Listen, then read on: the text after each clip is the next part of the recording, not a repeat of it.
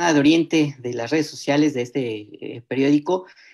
Pues hoy estamos en una emisión más de Las Reporteras, este espacio pues dedicado para quienes día a día llevamos la nota de lo que sucede en el Estado en diferentes temáticas. Y bueno, pues sin más preámbulos, me gustaría presentar a nuestra invitada de hoy. Ella es la maestra Ana Laura Gamboa Muñoz, responsable del Observatorio de Violencia Social y de Género del Instituto de Derechos Humanos Ignacio Ellacuría de la Universidad Iberoamericana de Puebla. Pues con ella vamos a platicar sobre un tema que ya habíamos tocado en la emisión pasada, que es el tema de los feminicidios, un tema que lacera pues de manera importante al Estado por la cantidad de feminicidios que no han cesado en los últimos años, en los últimos meses. Y también con ella pues vamos a platicar el contraste de las cifras oficiales con los registros que organizaciones sociales, organizaciones civiles como el propio observatorio pues hacen diariamente de esta problemática. Sin más preámbulos, la saludo. Muchísimas gracias por atender a nuestra invitación a la maestra Ana Laura Gamboa. Muchas gracias y pues adelante. Hola Efraín, muchas gracias por la invitación, muy contenta de estar aquí. Y pues como bien lo dices, realmente la violencia contra las mujeres en el estado de Puebla pues resulta bastante preocupante.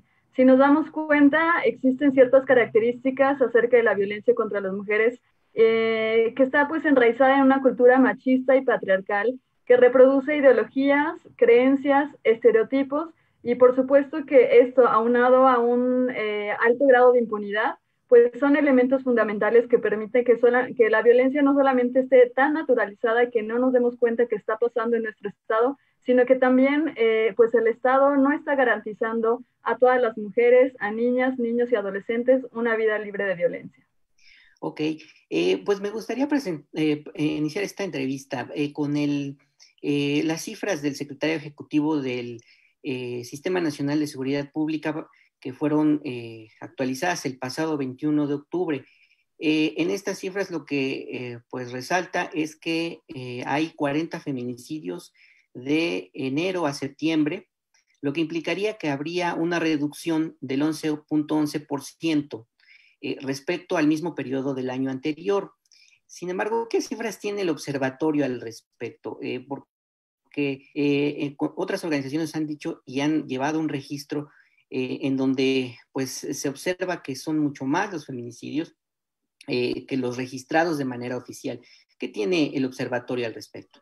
Claro, pues es muy importante lo que dices porque habría que distinguir estas cifras que son oficiales y estos datos que vienen justamente del secretariado, pero también hay otras cifras que pues tanto el Observatorio de Violencia Social y de Género pues nos dedicamos a estar monitoreando diariamente respecto a las notas que salen de los homicidios violentos contra las mujeres.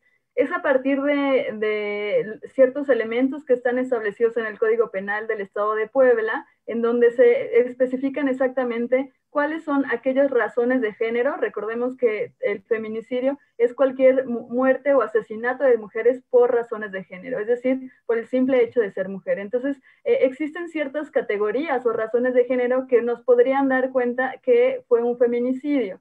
Entonces, con base en esto que se establece en el Código Penal, pero también con el modelo de protocolo de investigación de muertes violentas que tenemos presente, pues es a partir de eso que analizamos y leemos las noticias y nosotros pues catalogamos si se considera o no un probable feminicidio. Es importante decir que nosotros hablamos de probables feminicidios y no de feminicidios, pues por supuesto que la autoridad, en este caso la Fiscalía, es quien tiene que decir exactamente si se trató de un feminicidio, ¿no? Ahora, también es importante resaltar la responsabilidad del Estado para investigar toda muerte violenta contra las mujeres como un feminicidio y no al revés.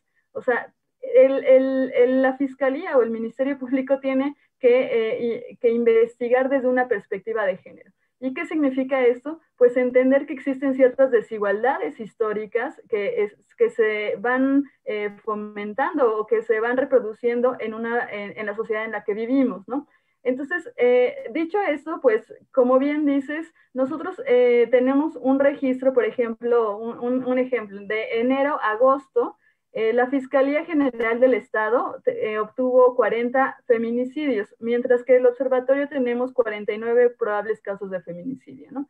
Entonces, esto lo que nos está diciendo es que sí existe un subregistro de los casos, o que en los casos que no se están investigando como feminicidios, lo cual resulta bastante grave en términos de acceso a la justicia. Muy bien. Ya mencionabas un poco los datos que ustedes tienen contrastados con los de la Fiscalía. Y recuerdo que en uno de sus más recientes reportes, el observatorio documentó un total de 46 probables feminicidios en Puebla de enero a julio de este año, los cuales representaban en ese momento 7 más que los que tenía registrados la Fiscalía General del Estado.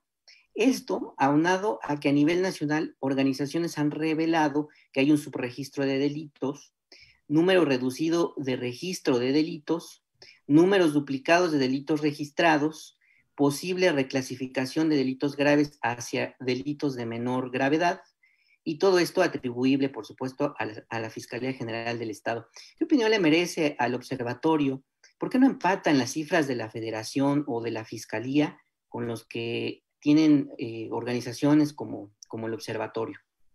Pues mira, es interesante porque si bien ha habido pues un cambio en las metodologías incluso del secretariado, del mismo secretariado, ¿no? Por ejemplo, tenemos una infografía que la sacamos hace posiblemente como 2 años, en el que hicimos una comparación justamente desde el 2015 en ese momento era 2018, cuáles eran estos datos del secretariado de la Fiscalía, incluso, bueno, del propio observatorio, pero también de ODECIR, ¿no? Que también llevaba los casos de probables feminicidios.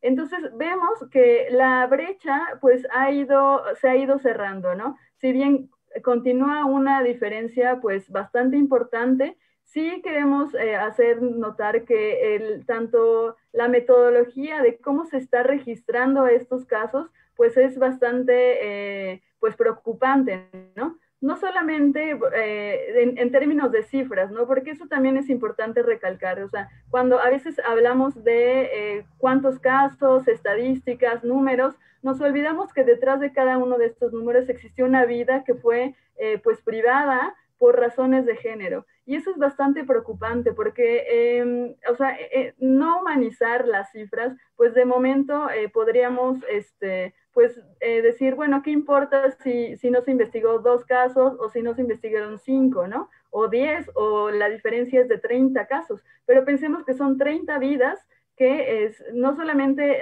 las víctimas ya no están con sus familias, sino que también afectó el proyecto de vida por ejemplo, de los hijos, de los esposos o de los familiares cercanos, ¿no? Entonces, pues esto o sea, esta diferencia entre las cifras, pues tiene mucho que ver justamente, como decía, en el acceso a la justicia y en cómo el Estado no está haciendo una investigación oportuna. Muy bien, y siguiendo un poco sobre esta situación de que no empatan, digamos, los registros oficiales con los que tienen ustedes, no sé cuál sea el dato más reciente que tienen ustedes en contraste con los que registra la Fiscalía, por ejemplo. Sí, pues mira, justamente el último que sacamos fue un análisis de enero a agosto, ¿no? Sí. De permíteme, aquí tenemos, la Fiscalía contabilizó 40 feminicidios, mientras que el Observatorio 49. Y esto Sí. es importante, lo detallamos por mes, ¿no? Cómo nosotros Claro. íbamos registrando y cómo la Fiscalía también iba haciendo este registro. Entonces, hay en algunos meses que, por ejemplo, solamente en el mes de mayo coincidimos en el mismo número, mayo y junio, perdón. Pero, por ejemplo, la diferencia pues más abismal fue en el mes de marzo, justamente coincide con la entrada de la pandemia, ¿no?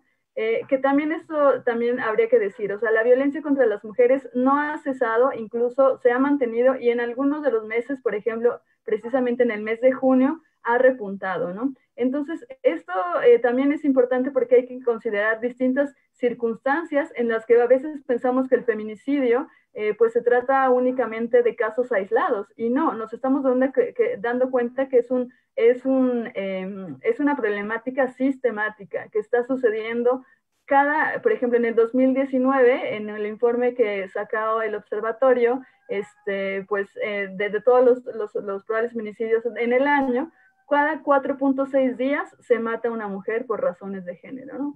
Entonces, pues estos análisis y esta observancia de labor propia del observatorio, pues está dando cuenta justamente, como te decía, pues que esta violencia pues continúa. Y ¿cuál es la responsabilidad del Estado? Pues la responsabilidad es atender y erradicar todo tipo de violencia y mandar, por supuesto, un mensaje de cero tolerancia a la sociedad respecto a la violencia contra las mujeres. Por otro lado, mientras los feminicidios han tenido una reducción, los delitos sexuales que ya comentabas, que están estrechamente vinculados con el feminicidio o que pudieran terminar en un feminicidio, han tenido un repunte de hasta el 120%. ¿Cómo entender estas cifras? Ya mencionabas un poco que, bueno, pues están estrechamente ligados los delitos sexuales, que es violencia contra la mujer, y que finalmente pueden terminar en un feminicidio. Sí, pues mira, es también importante decir que la violencia contra las mujeres siempre hay que entenderla como un continuum de violencia, ¿no? Por ejemplo, eso nos ayuda mucho a entender, pues cómo antes incluso de la muerte o el asesinato de las mujeres por razones de género, muchas de ellas estuvieron sufriendo, fueron víctimas de algún tipo o modalidad de violencia previo, o incluso de 2 o de 3, ¿no? Entonces, ciertas características de la violencia contra las mujeres, por ejemplo, que se ejerce de manera intencional, que causa daño y sufrimiento, es un ejercicio, por supuesto, de poder desigual entre los géneros, y pues finalmente la práctica de este ejercicio violento, pues es un instrumento de control y sometimiento de las mujeres, ¿no? Y que atenta contra los derechos de las mujeres y su libertad. Entonces, en ese sentido, la violencia sexual, pues es muy interesante que lo menciones, porque justamente es una de las razones de género en la que, pues, el Código Penal del Estado de Puebla establece como una categoría de analizar y de, pues, investigar directamente si solo existe violencia sexual en las víctimas de feminicidio, pues ya tendría que investigarse desde ese lugar, ¿no? Ahora, la violencia sexual inmersa en una, pues, sociedad machista, pues, resulta una grave privación a la vida privada, a la libertad sexual y a la integridad personal de la víctima. Dice una autora feminista muy importante en la materia, Rita Segato, que dice, no es la víctima quien dirige su discurso a los perpetradores, sino más bien a sus pares. En ella se da un pacto de semen y de sangre que sella la lealtad, y esto produce y reproduce la impunidad, ¿no? Entonces, ¿qué queremos decir con esto? Justamente la violencia sexual tiene un carácter de mostrar esta idea errónea de propiedad privada del cuerpo de las mujeres como un territorio de conquista. O sea, ya no solo basta asesinar a las mujeres, sino previo a eso, violarlas, desnudarlas, es decir, quitarles la humanidad, ¿no? Y esa es o sea, por eso decimos que también la violencia contra las mujeres se va cruzando con otro tipo de violencias que también es importante decirlas, ¿no? Y que muchas veces, pues la sociedad en general que no está consumiendo de manera como frecuente las noticias, pues podría parecer que solo es un caso cada mes, ¿no? O solo nos enteramos de aquellos casos que los medios periodísticos pues se hacen un poco más visible, ¿no? Pero existen todos los días casos, desafortunadamente, en que los cuerpos de las mujeres son desollados, ahí tiene tratos degradantes, inhumanos, hay tortura. Entonces, ¿qué está pasando para que decía, no basta con matar a las mujeres, sino deshumanizarlas y quitarles pues todo, o sea, mandar un mensaje a la sociedad de impunidad al final, porque si consideramos que, por ejemplo, en el 2019, de los 79 casos, ¿cuántos realmente pues tuvieron se enjuició a los perpetradores? Realmente el porcentaje es muy, muy poco. Muy bien. Le he escuchado decir, maestra, en otras pláticas que el feminicidio tiene que considerarse un crimen de Estado. Sí. Sí, bueno, esa es justamente una definición de Marcela Lagarde, una feminista mexicana que pues impulsó junto con otras mujeres feministas la Ley General de Acceso a las Mujeres a una Vida Libre de Violencia. Y ella dice que el feminicidio pues es una fractura del Estado de Derecho, es decir, que el Estado por omisión o por acción pues de alguna forma permite que junto con un escenario de impunidad que continúe sucediendo esto, ¿no? Entonces, por eso es muy importante también pensar que, por ejemplo, la declaratoria de alerta de violencia de género pues se establece como un mecanismo de acción urgente en un territorio establecido, ¿no? Y ya sabemos que en el 8 de abril del 2019, pues justamente se declara esto, ¿no? Y por este escenario bastante preocupante de, no solo de violencia feminicida, sino también de trata de personas y desaparición de mujeres, ¿no? Muy bien. Ya hablábamos un poco sobre las anomalías del subregistro por parte de la Fiscalía. ¿En qué otras anomalías puede estar cayendo la institución al investigar los posibles feminicidios que ustedes hayan detectado y que pues pudieran alertar respecto a lo que está sucediendo?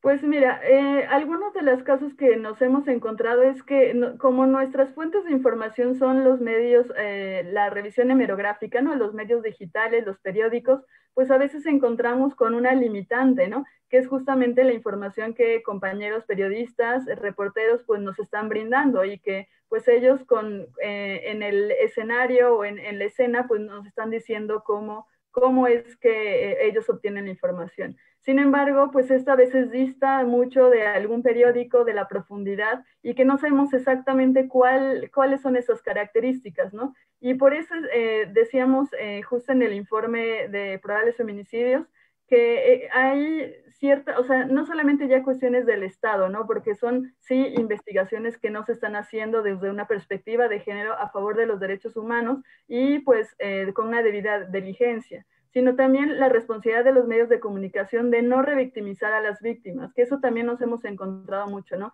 A veces en los titulares dice, por ejemplo, las mujeres, ella estaba tomada o le fue infiel con otra persona, ¿no? O sea, parecía que es una justificación para haber matado a las mujeres, ¿no? Entonces, vemos cierta narrativa que es verdaderamente preocupante porque al final los medios de comunicación construyen también una realidad, ¿no?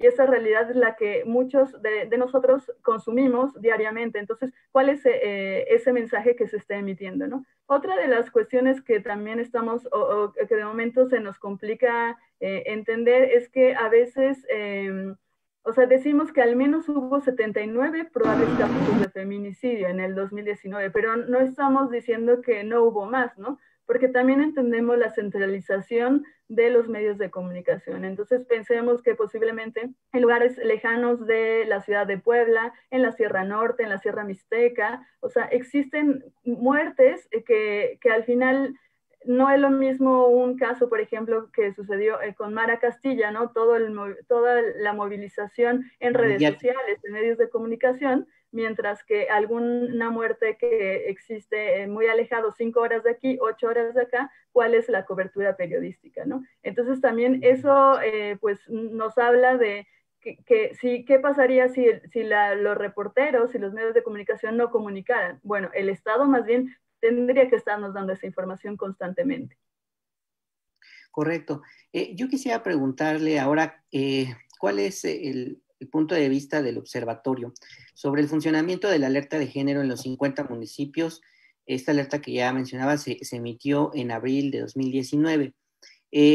Sobre todo desde la perspectiva de que, según el reporte más reciente del observatorio IGABIM, en 11 de estos 50 municipios aumentó pues el registro de feminicidios. Es decir, no han cesado, se siguen cometiendo crímenes en estos municipios a pesar de la alerta. ¿Qué es lo que no está funcionando respecto a la misma?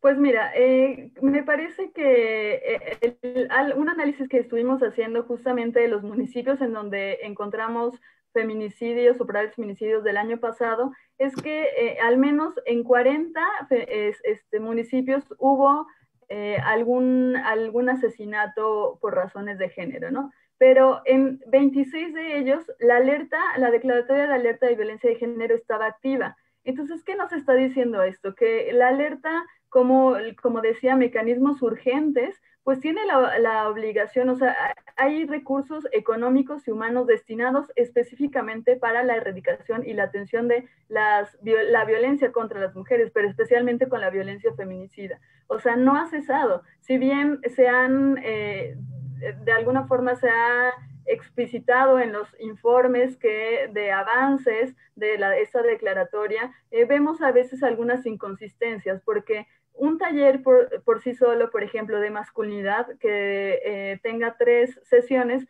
pues por sí solo no va a funcionar para erradicar la violencia feminicida, ¿no? O sea, hay que pensar de una manera integral. Y en ese sentido, pues a veces en muchas de las secretarías, en muchos de los trabajos que se están haciendo, si bien se están haciendo esfuerzos importantes, también habría que decirlo, pero ¿qué está pasando? Que no ha bajado el número de las muertes. Entonces, la responsabilidad del Estado tiene que ser, bueno, es muy clara, ¿no? O sea, primero realizar diagnósticos muy pertinentes, muy periódicos respecto a la estadística que den cuenta de cómo estos tipos y modalidades de violencia pues prevalecen en el Estado de manera, pero de manera georreferenciada, ¿no? ¿Y qué quiere decir georreferenciada? Depende de cada municipio también. Hay que entender que los cuerpos de las mujeres son distintos. O sea, la situación de vulnerabilidad que una mujer indígena sin acceso a la educación, pues pone en una situación de vulnerabilidad bastante grave, ¿no? Para que pueda ella ser víctima de violencia. Entonces, hay que también entender estos diagnósticos desde una manera interseccional, ¿no? Y también el informar sobre el cumplimiento de las medidas, incluyendo estas modificaciones que se realizan debido al corte presupuestal y federal y la transparencia de los recursos utilizados, especialmente para disminuir la violencia de las mujeres, ¿no? O sea, si bien estamos en medio de una pandemia y de un confinamiento, o sea, la violencia contra las mujeres es un problema de salud pública. Y entonces no hay que desmeritar, o sea, los recursos que se tienen que estar dando, insisto, recursos económicos, pero también recursos humanos para hacer frente a todo esto, ¿no? Y finalmente, pues corresponde, sí, por supuesto, a las autoridades estatales elaborar programas de detención temprana de violencia en las relaciones de pareja, pero también para repensar las masculinidades que están muy relacionadas con una práctica de violencia, ¿no?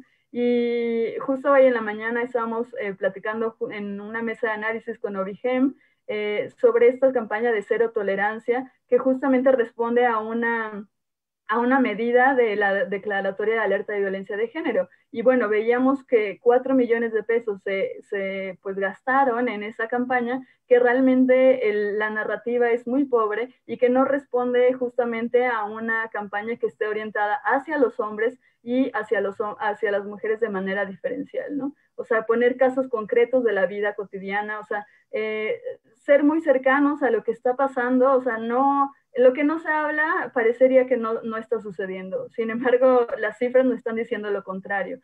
Las cifras tanto oficiales y no oficiales pues distan mucho de lo que a veces pareciera lo que nos están contando tanto esta declaratoria, los informes o cualquier otro medio periodístico también.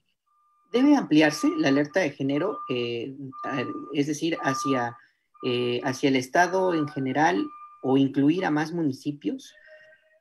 Pues bueno, yo creo que habría que evaluar si realmente se cumplieron todas estas medidas, ¿no? Justamente en este informe, pues el Estado de alguna forma detalla si la manera si se cumplió total, parcial o cuáles son todas esas acciones que aún faltan de realizar, ¿no? Pero no hay que perder de vista, insisto, que es un mecanismo de acciones de emergencia. Cuando algo se vuelve paulatino, digamos, y que a lo mejor ya va a durar ahora 5 años, pues entonces ya no responde a una emergencia, sino responde, o sea, se necesitan ciertas acciones mucho más complejas y mucho más integradas en donde también se reconozca o se hagan alianzas con organizaciones de la sociedad civil, directamente que se trabaje con la sociedad en general, ¿no? Con hombres, con mujeres. O sea, creo que pensar en que se amplíe a otros municipios, habría que también ver cuál es esta correlación con los casos que se están sucediendo, ¿no? Por ejemplo, eso nosotros lo podemos observar mucho, cómo a veces dista incluso de nuestros cortes trimestrales o semestrales de algunos municipios, o sea, sin embargo, aunque van cambiando, a veces, por supuesto que la ciudad de Puebla siempre está en los primeros lugares, pero bueno, ¿qué está pasando también con otro tipo de violencias que se van cruzando? Como por ejemplo el narcotráfico, como por ejemplo la red de trata de personas, el triángulo rojo, ¿no? O sea, hay que, en ese sentido, por eso decía que es importante que se hagan informes periódicos, pero que sí estén muy apegadas a la realidad, que la realidad es cambiante, ¿no? Y entonces, en tanto se georreferencie estas violencias, pues lo que podríamos ver es cómo se va a ir moviendo, hacer un análisis directamente de las necesidades y decir, ok, entonces, ¿qué pasa con este municipio que ya van un año, 3 años que continúa esa violencia y a lo mejor ahí no hay una declaratoria de alerta de Claro. género o al revés, ¿no? Muy bien. Hay legisladores que proponen derogar alguna de las condiciones que se fijaron en 2012 para determinar que se trata de un feminicidio y no de un homicidio doloso. En concreto es los celos extremos respecto a la víctima por ser un concepto subjetivo. ¿Qué opina el observatorio al respecto? ¿Sí debe de haber una reforma para eliminar este concepto? Pues mira, es bastante complejo porque justamente muchas personas dirían, habría que pensarlo más bien como un homicidio pues violento y que sí se distinga, a que haya ciertas características, pero no hablar de feminicidios porque decían que, o algunos argumentos que más bien es muy complicado realmente comprobar estas razones de género. Sin Sí. embargo, aquí la gran pregunta sería, ¿por qué no más bien se capacita a ministerios públicos, a jueces, a investigar, o sea, a las personas de las fiscalías para que investiguen y para que tengan de verdad una perspectiva de género integrada en sus investigaciones, ¿no? O sea, no o sea, la violencia, si bien se vive de manera diferencial entre hombres y mujeres, sí sabemos que existe una violencia, insisto, que es histórica y que devela desigualdad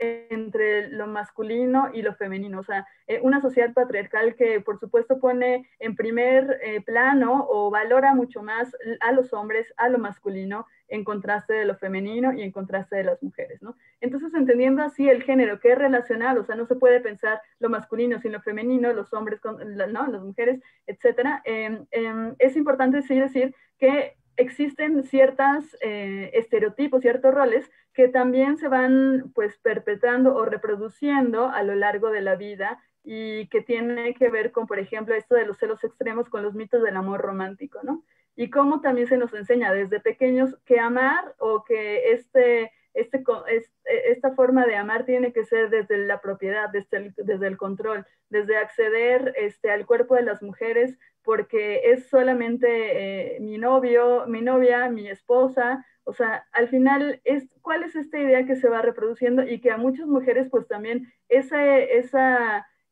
entrar en esos mitos del amor romántico pues permite que muchas de ellas pues no puedan salir de una relación violenta porque pues una sociedad que tanto películas, series, canciones, o sea, el amor todo lo puede, el amor todo lo aguanta, ¿no? Entonces, pensemos más bien cómo pone en riesgo a las mujeres todo este tipo de concepciones culturales y sociales. Muy bien. ¿Cómo ha aumentado la violencia familiar durante el confinamiento por la epidemia de COVID-19? Ya también hacía un señalamiento hace rato. Y en ese sentido, ¿qué datos tiene el observatorio? Recientemente el Ayuntamiento de Puebla informó que hasta septiembre y durante la epidemia por COVID-19, el Sistema para el Desarrollo Integral de la Familia en el municipio, pues atendió hasta ese momento 126 reportes por violencia familiar en contra de niñas, niños, adolescentes y personas adultas o personas con discapacidad. ¿Tiene datos el observatorio respecto a cómo ha aumentado la violencia contra la mujer en el contexto de la epidemia por COVID-19? Sí, pues mira, por ejemplo, de la violencia feminicida, que es una de las cuestiones o de las problemáticas que el observatorio pues va observando, valga la redundancia, observando con mucha más detalle, vemos que sí, por ejemplo, sí empezó la pandemia en el mes de marzo, el observatorio registró 8 casos, en abril 4, en mayo 3, pero en junio volvió a repuntar a 8 casos. En junio volvió a bajar, en agosto vuelve a subir. Entonces, eso respecto a la violencia feminicida, pero también sabemos que existen, por ejemplo, Puebla, perdón, entre enero y agosto se encuentra en el 5º lugar a nivel nacional con más feminicidios registrados. Y, por ejemplo, hay 7 municipios en el estado, por ejemplo, Puebla, Zacatlán, Chietla, San Martín Texmelucan, Coronango, Palmar de Bravo y San Salvador Uxcotla, que están en los 100 municipios con más violencia feminicida, ¿no? Ahora, respecto a la violencia contra las mujeres, también es importante decir que no solamente, o sea, no toda la violencia se denuncia, ¿no? Porque existe justamente este ejercicio de poder que a muchas mujeres pues les impide denunciar, ¿no? Y que muchas de ellas no deciden por esta situación de pues la dependencia económica o la dependencia o qué va a pasar con sus hijos, ¿no? Entonces, una de las cifras que nos parece como muy importante también detallar y que el secretariado lo va informando de manera mensual es estas llamadas al 911, que si bien no pueden ser consideradas como denuncias, nos están diciendo que pues muchas de las mujeres están hablando porque se sienten acosadas, porque hay ciertas actitudes, ciertos tipos de violencia, sobre todo más allá de lo físico, que por supuesto que se vuelve mucho más evidente, hay mucha violencia psicológica, ¿no? O sea, 4 de cada 10 mujeres han sido violentadas a lo largo de su vida. Y pensemos que pues existen justo en esta pandemia pues algunos factores de riesgo que han propiciado que la violencia se reproduzca en espacios ya no solamente privados, en las casas, sino también en espacios comunitarios o en la calle, ¿no?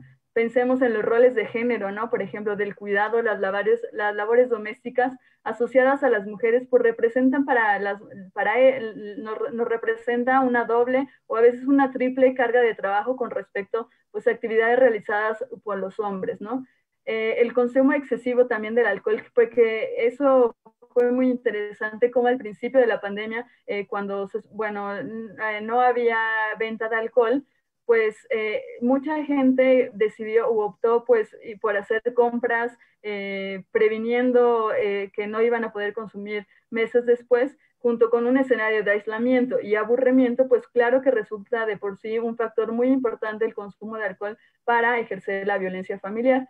Y finalmente, pues la incertidumbre, la ansiedad y el miedo, insisto una vez más, al inicio de la pandemia, pues también respecto, por ejemplo, a la cuestión del desempleo, ¿no? La tensión emocional que pues resulta entre las parejas es bastante evidente y que permite poner un escenario en que la violencia pues se vuelve una práctica natural, cotidiana y que pues por supuesto se siga reproduciendo aunque no se hable de esto con amigos, con vecinos, ¿no? A veces vemos en algunos casos de feminicidios que decían los vecinos, es que yo escuchaba cómo le estaba pegando, es que meses anteriores ya se había quejado ella que venía borracho y de momento le pegaba, ¿no? Entonces, ¿cómo a veces pensamos que nosotros no podemos hacer nada? Pero bueno, hay que recordar que también el silencio pues nos hace cómplices. Muy bien, pues muchas gracias a la maestra Ana Laura Gamba Muñoz, responsable del Observatorio de Violencia Social y de Género del Instituto de Derechos Humanos Ignacio Ellacuría, por atender a esta plática con las redes sociales de la Jornada de Oriente.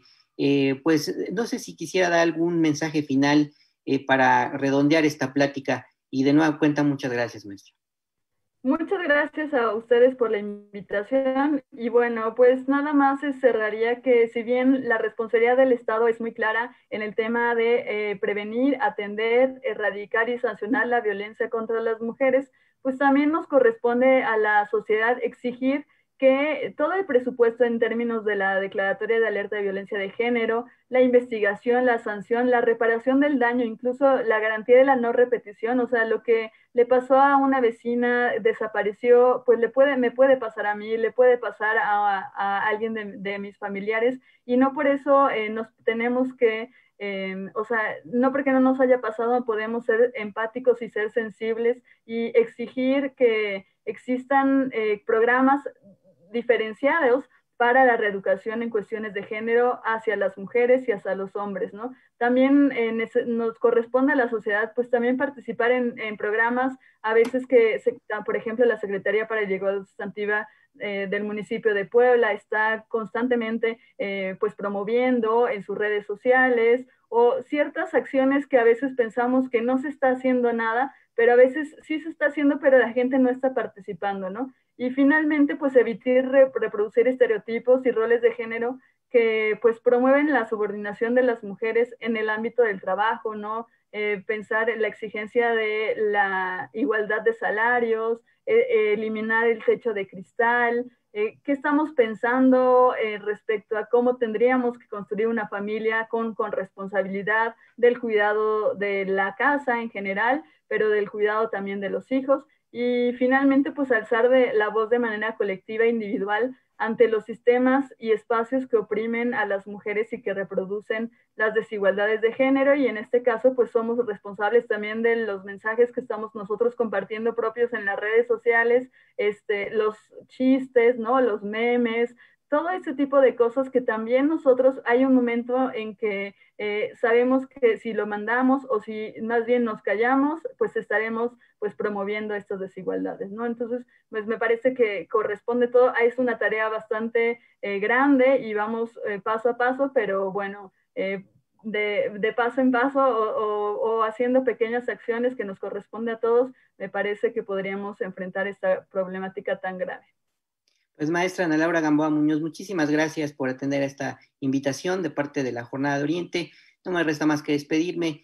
Estuvo con ustedes su servidor Efraín Núñez. Nos escuchamos en la próxima emisión de Las Reporteras el próximo jueves. Muchas gracias y hasta la próxima.